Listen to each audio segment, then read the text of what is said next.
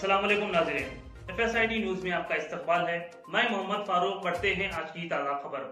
मुआशी तरक्की के लिए इस्लाम ने 5 उसूल बयान किए हैं जिन पर अमल करते हुए समाज से गुर्बत का खात्मा मुमकिन है। इन ख्यालात का इज़हार इकबाल हुसैन, रीजनल डायरेक्टर सहूलत micro finance society Hyderabad reason ने महबूब नगर के 8वें सालाना जनरल बॉडी इजलास से खिताब करते हुए किया। इस मौके पर उनके हमरा एजाजुद्दीन, सर्कल इंस्पेक्टर 2 टाउन महबूब नगर, शेख शुजात अली, सदर महबूब नगर सोसाइटी व दीगर भी मौजूद थे। अपने खिताब में इकबाल हुसैन ने कहा कि गुर्बत के खात्मे के लिए ज़रूरी है कि हलाल व हराम की तमीज़ हो, माल को जमा करने से गुरेज करें, ज़रूरत से ज़्यादा हो उसे अल्लाह की राह में ख़र्च करें, ज़कात अदा करें और विरासत की तकसीम को यकीनी बनाया जाए। उन्होंने इस मौके पर सूद की लानत बताते हुए कहा कि सूद देने वाला अपने आप को मालिक और सूद पर माल लेने वाला अपने आप को ग़ुलाम समझता है। ऐसे में हमें चाहिए कि बिला सूदी निज़ाम के तहत गुर्बत के ख़ात्मे के लिए काम करने की ज़रूरत है। समाज में मसावात के क़याम के लिए ज़रूरी है कि सूद का ख़ात्मा हो। समाज में मसावात का क़याम और गुर्बत के ख़ात्मे के लिए बिला सूदी निज़ाम का क़याम अमल में लाया जाए। एजाजुद्दीन, सर्कल इंस्पेक्टर 2 टाउन महबूब नगर ने कहा कि सेवा के खिदमात काबिल तहसीन है। आवाम को धोखा देने के लिए नए नए तरीक़े ईजाद किए जा रहे हैं। इंस्टा लोन के नाम पर आवाम को हिरासां करने के वाक़यात में इजाफ़ा हुआ है। आवाम को चाहिए कि अपने बच्चों पर नज़र रखें और उनमें शऊर पैदा करें।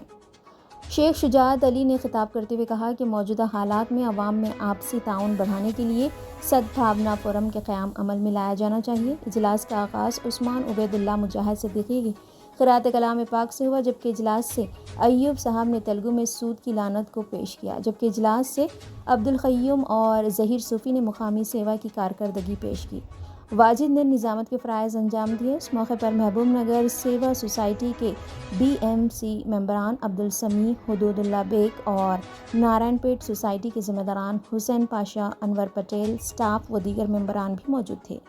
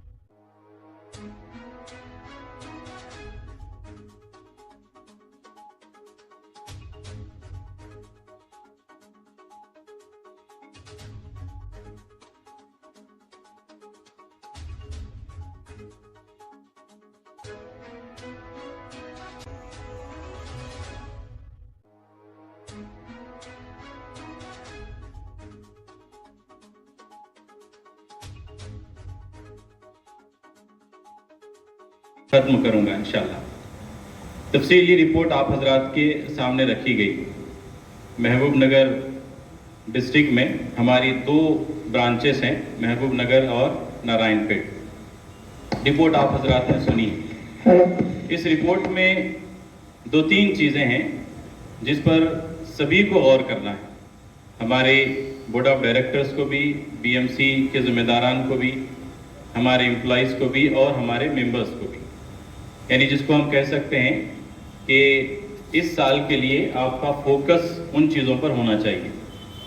جو رپورٹ ہمارے سامنے رکھی گئی ہے اس میں 2023 اور 2024 کے ختم تک جو ممبرز کا اضافہ ہوا ہے، جو گروتھ ہوا ہے، وہ 12% ہماری رپورٹ میں بتایا گیا۔ ہم یہ سمجھتے ہیں کہ کسی بھی ہیلدی آرگنائزیشن کے لیے، اچھی آرگنائزیشن کے لیے یہ بات ضروری ہے کہ اس کا گروتھ ریٹ 30% ہونا چاہیے۔ تو ہم سمجھیں گے کہ اس کا گروتھ آئیڈیل، اور اگر وہ بلو 10 ہوگا تو اس کا مطلب یہ ہوگا کہ وہ رسک کے بہت قریب ہے۔